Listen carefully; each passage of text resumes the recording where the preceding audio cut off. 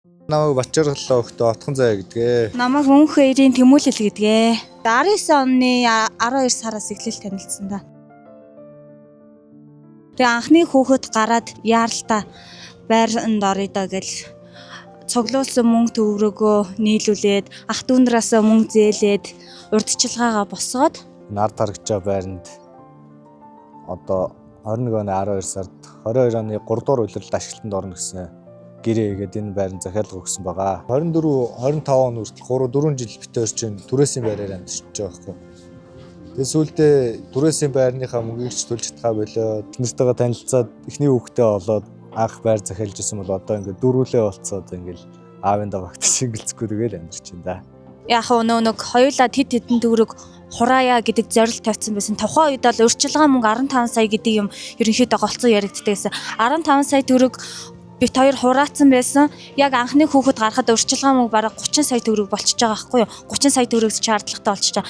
Тэгүн гот ах дүүнээс бүгднгээс нь гуйжаа. Би ч одоо гэрэг бүлээ бүгднгийн зөнд нь хайчаа зөвхөн энэ байрны урьдчилгаанд өгсөн мөнгөө эргүүлж олохын тулд хүнээс өөрөө дарахын тулд гэртээ хизээ харихаа мэдэхгүй л ковидын яг 2021 он эднэр чи ерөөсөө бөмбөлөгтэй юм өрч ерөөсөө гэртээ хизээ харихаа мэдэхгүй л тэнд халуунд налал хүүтэнд нөрөөл тээвэрт тавьж байсан тийм жолооч юм байна. Хамгийн их хохирж байгаа нь бол мэдээж ирэг үр хүүхэд байгаа байхгүй юу? Одоо тогтсон хаяггүй байхаар хүүхдээ тогтмол яг нэг газар ингээд цэцэрлэгт өгөхөөс эхлээд асуудал үүсэж байгаа байхгүй юу?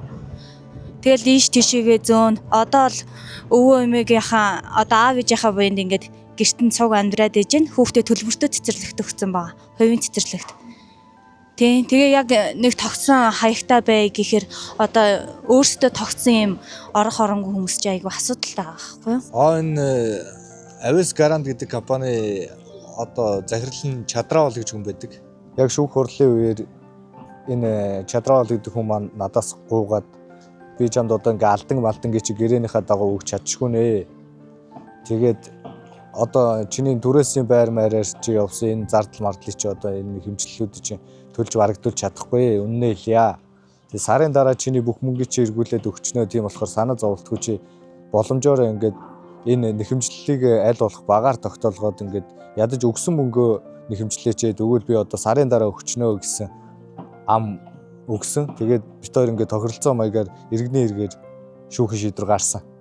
Тэгтэл одоо ингээд шүүхийн шийдвэр гарснаас хойш баг шүүхтэж яваад жил болж байна. Шүүхийн шийдвэр нь гарснаас хойш одоо ингээд хагасчл болж байна. Миний өгсөн мөнгнөөс одоо нэг төгрөгч буцаж ирээгүй одоо би аргаа бараал одоо ингээд явж та. Цаачлч. Сая өгнө захирал махирлан дотроо сууж ясаа одоо ингээд телевиз бичлэг хийгээд эхлэнгүүт ингээд хаалга үүдээ цаашлаад дээрээс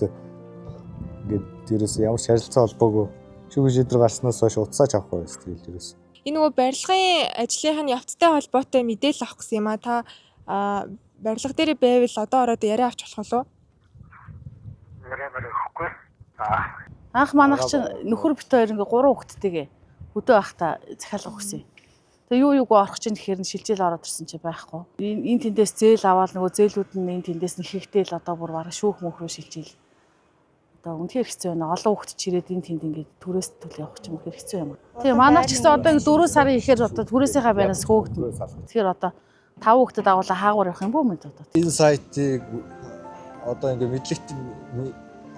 мэдлэлтэй хүмүүс нь яг үзэж хараад ингээд юу ах юм бол одоо энэ анхнаас нь тендерийн барилгын компаниуд өгөхдөө энэ хөрөнгө мөнгөийг судалж ээж энэ барих чадвартай компани уу чадваргүй компани уу энэ барилгын газар мазар нөөрийнх нь мөн үү биш үү бүгднийг судалж ээж өгмөр байна. Тэгэхгүй бол энэ төрлийн залилангаар одоо ингээд залуу гэр бүлүүд амар их охирч байгаа байхгүй.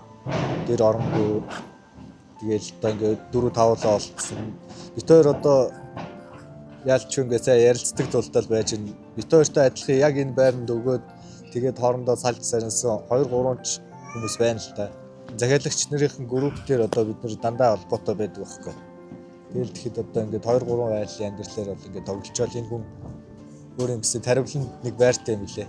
Жижигэн бол гизээ хэлээл хөвч байгаа шүү дээ. Одоо ингээд ажлын явахгүй өснөө хүмүүсийн амьдралаар тоглолцоол Тэгээ гэрт нэг удаа очиж уулзсан. Та нар яах гэж манай гэрт баг хүчээр ингэж ирж байгаа. Нэтрээгээд амар дарамттай уулзсан юм лээ. Нодлон би яг төрхөөс өмнө жирэмсэн байхдаа очиж уулзсан байхгүй юу? Одоо ингээд хитэн захиалагч нар нийлээд. Тэгэхэд бүр ингээ өвлийн хар хүүтэнд 2 жирэмсэн хүн байсан надаас гадна. Тэгэхэд бүгднийг ингээ гадаа гаргаж ир зогсоож агаад ингээд нөгөө л нэг ярьдаг юмаа яриад дотор ядаж тэр юмаа ярилцчихэж олно шүү дээ. Тэгэл ярьж байгаа л бид нарыг тэгэл явуулсан. Анх бол ер нь бол бас л эхний 2-3 жил бол бид хоёр чинь салж тарнах дээрээ тулаал бас л нэлээд л юм болж исэн. Тэгэл за одоо үр хүүхэдтэй олцоод те яаж ингэвдээ бас бусдын буруугаас болоод ингээд үр хүүхэд хохирно гэж байхгүй шүү дээ. Уг нь бол бид хоёр хичээгээгүй хичээсэн. Хин ажил орлоготой байсан. Тэ. Одоо тэгтэл одоо би яг ингээд декрет авсан хүүхдээ харж байгаа. Аргаа хараад одоо хүүхдээ ой хөрөөгүй үедээ буцаад ажилд ороод дахиад ихнээс нь эхлэе гэсэн ч одоо энэ байрны үн ханшил тэнгэрт хадж штэ. Тэгээ одоо 2-3 дахин нугалсан үнэтэй л олж байна. Дампуурч одоо мөнгөчгүй юучгүй гэж одоо ингээд 2-3 байранд захиалга аваад одоо ингээд байгаад байдаг. Энийг болиулмаар. Тэгээд ямар хүмүүс шийдэж өгөх ёстой юм бол